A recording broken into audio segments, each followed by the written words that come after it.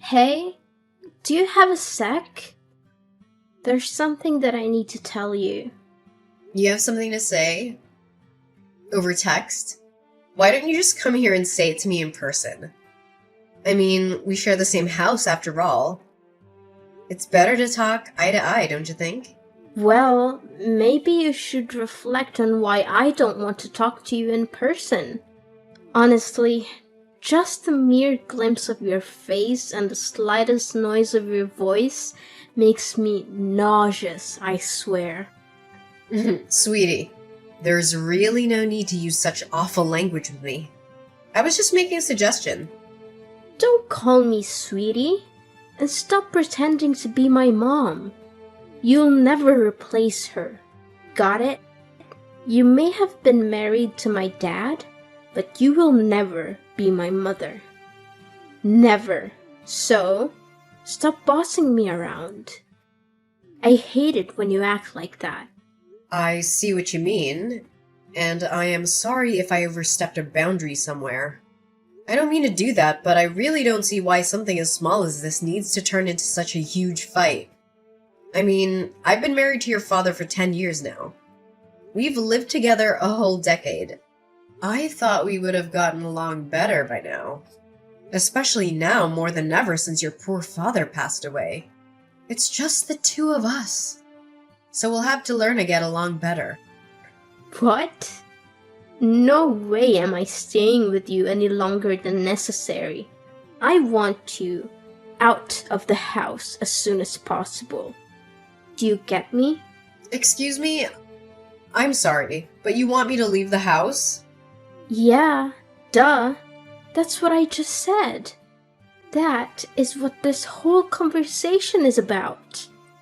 Actually, this is something that has been on my mind since Dad's funeral the other day. Now that he's gone, you're not his wife anymore. And there's nothing else tying us together as a family anymore either. You're nothing to either him or me now. Do you get it? And because of that, you don't belong in this house anymore. That's why I need you out of here as soon as possible. Wait, hold on a second. I'm sorry, but I don't think that I'm following here. Where is all this coming from all of a sudden? Didn't you read what I just wrote? This isn't out of the blue, okay? Ugh, you never hear me out. I never liked having you around, and I never approved of you and my dad getting hitched. I've always been trying to think of ways to get you out of this house. And now I have the perfect reason. I only have one mom. You just barge into our lives pretending to be someone you're not. Do you really think I could ever stand someone I felt that way about? Do you even think I would desire something like that? That is why I'm seizing this opportunity to boot you out, so I never have to put up with you in my life, ever again. But, okay, look, Gabriella, I've known since before we got married that you never liked me, maybe even hated me, but I pretended not to see it, but to try and force me out of the home where I'd been living the past 10 years of my life so soon after the funeral. That's correct. And since Dad's gone, there's no one left to defend you. No one else welcomed you into our home, which is full of memories of my family, my true mom and dad. And just let you ruin it all. Besides, this house was my dad's, which means it's mine now, and I can do whatever I please with it. So, hurry up and leave already. But Gabriella, if I leave now, you'll be all by yourself in this big place. Have you ever lived on your own before? Do you even know how to take care of yourself? Of course I can look after myself. I'm going to be 18 soon, which would make me legally an adult. It's no big deal for me living alone. Do you think I'm too frail or dumb to be able to do it? Or are you just mocking me now? No, Gabriella, of course I'm not trying to belittle you in any way. I would never do that. I'm just concerned about you is all. Cleaning and cooking are one thing, but how will you get the money to pay for everything that comes with living alone? Shut up and get off my back. I thought I told you that you're not my mom and you shouldn't pretend to be. But you're going to be in college soon.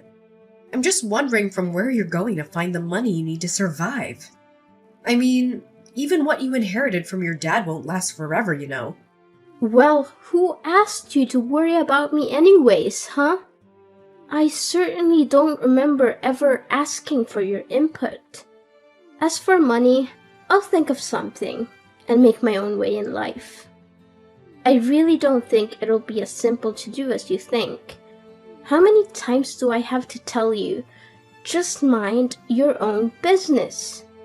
This is why I hate talking to you. Just leave me alone already, okay? Why don't you go pack your stuff and leave like I told you? Well, I guess if that's really how you feel about everything, then I really have no choice but to go. But can you at least give me some more time to prepare my things? I understand that you want me out as soon as possible, but even so, it's not that simple. And I have lots of things I need to get done before I can make it happen. I haven't even gone through all your dad's things to sort through them. No, I won't be letting you do that. Who knows what you might try to steal if I let you go through all my dad's stuff? And besides, if I let you stay any longer, you'll just find some reason to extend your stay and so on, and nothing will change. Did you really think I'd let you get away with that? Now, I want you out of the house by the time we finish with the funeral process. I'm his daughter, which means that I get to choose who lives in his house after he's gone. And I've decided the one person that Colin's house definitely doesn't need is you. So, if you really understand where I'm coming from, you just shut up. Pack your things and leave. I understand. I guess I just never realized how strongly you felt about living together with me. I'll leave the house. I promise. And I promise that I'll never come back once I'm gone. But I just want to let you know that things might get really tough for you once I'm gone. You're not going to regret this, are you? Me? Regret kicking you out? As if. It'll be more like a dream come true than anything. Hey, Gabriella, I just wanted to text you and let you know that I've finished moving all my stuff out of the house. I also wanted to take a moment to thank you for everything, even though we didn't always see eye to eye. And who gave you the green light to text me? Did I ever ask about your moving progress? Did I mention needing a report from you? Frankly, if you're not going to respect my wish to cut ties, I'll just go ahead and block you. No, you're right. I'm sorry for reaching out like this. You won't hear from me again after this, I promise. But there's one last thing about the house's rent. I know it's been a tough month, so you won't have to pay this time. However, starting next month, I'll need to collect rent from you. Rent? For what exactly? The house? What on earth are you talking about? Well, yes, I'm talking about the house, actually. Because we've been living together as a family this whole time, it wasn't necessary. But since you don't want anything to do with me as your family anymore, that just makes me your landlord now. Have you completely lost your mind? Why would I pay you rent to stay in my dad's house? Why, you ask? Well, because the house is actually under my ownership. Wait, what? What are you talking about? I don't understand. What? Ugh, Gabriella, had you not heard about that? Yes, I hold the deed to the house where we all used to live. What? That's not true. You're just making this up. I've lived here even before you and my dad got married. This house belongs to my family. You don't have any ownership. Actually, yes. Your dad did possess the house's title, but I bought it from him around 6 or 7 years ago, I believe. Back when your grandma fell victim to those telephone scammers and lost a lot of money. You might have been too young to recall, but it was a devastating situation. That's when I offered to help pay off all her debts. Your dad was incredibly grateful and gave me the house in return. And just where did you come into so much money, huh? I've never once seen you go to work in the whole time that I've known you. You're just a housewife. A housewife? Oh, Gabriella, that is just not true. I run my own company. Did you really not know about that at all? You do what? Since when? We manage everything online. All our staff work remotely and we don't even maintain an office. We could all commute if we wanted to. I suppose it's hard to realize since I spent so much time at home. But a lot of that time, I'm essentially working as company president. I can't believe this. You keep lying to me. Gabriella, it's not a lie. I swear it. That's how I was able to help out your grandma after she was scammed. So you're telling me the truth? Absolutely. I wouldn't lie to you. Do you totally believe me when I say the house is mine? Anyway, the rent for next month is $2,000, okay? $2,000? There's no way I can afford to pay that. Well, you can't reside in a place without owning it and not expect to pay rent. Besides, I recall you mentioning something about becoming an independent adult who can fend for herself. Well, yeah, I said that, but I had no idea about all this until now. What did you think would happen? Were you planning to squeeze the money out of me whenever you needed it? Hoping I'd foot the bill while you flaunted your house? An independent adult would never do that, right? Of course, I wasn't planning on using you for money. It's just that $2,000 is a huge amount all at once. I understand, but in the end, I'm the property owner. So if you're pushing me away to live on your own, you'll have to pay the rent to your landlord, which is me. Hold on. Can't we find a way to discuss this? How about a compromise? I won't charge you for rent for the first 3 months. But if you don't show any progress by then, I'll have to evict you anyway. I'm swamped right now, so let's continue this conversation later. I'll send you all the rental paperwork this week. Keep an eye on your mailbox. Take care. Wait, don't hang up. We're not done talking yet. Lainey, are you there? I have something I need to talk to you about. Oh, Gabriella. Sure, what can I do for you? Well, the thing is, I guess what I wanted to ask is, I'm just wondering if you've forgiven me yet. Forgiven you for what? What are you talking about? Well, it's just that I guess earlier I might have possibly lost my temper a bit and, well, anyways, I've calmed down a bit now and realized that I might have made a little mistake. I'm sorry, but I don't quite know what you're talking about. I realize this might be hard for you right now, but could you please just tell me what exactly you're talking about? I'm trying, but I guess what I'm trying to tell you really is that I think if you wanted to come back home now, that'd be okay with me. Oh. Really? Did something change? I feel you just threw me out of the house. Why the sudden turn? Well, yeah, I did do that. But then with you gone, I guess I kind of realized just how much you did around the house and how much there is to do without you. So, I guess that's why. I think you should just really say what you're actually thinking. It'd save us both so much time.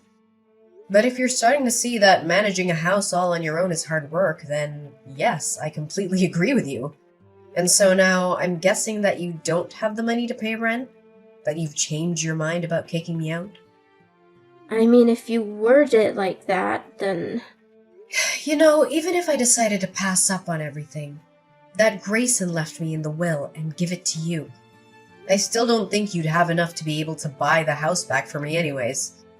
And even if you used it to pay rent on this place, unless you found a job to help supplement that, you'd burn through your inheritance pretty quickly, I'd bet. And all of that is not even mentioning all the other expenses you'd be paying that weren't rent. Well, yeah, that's kind of what I'm figuring out.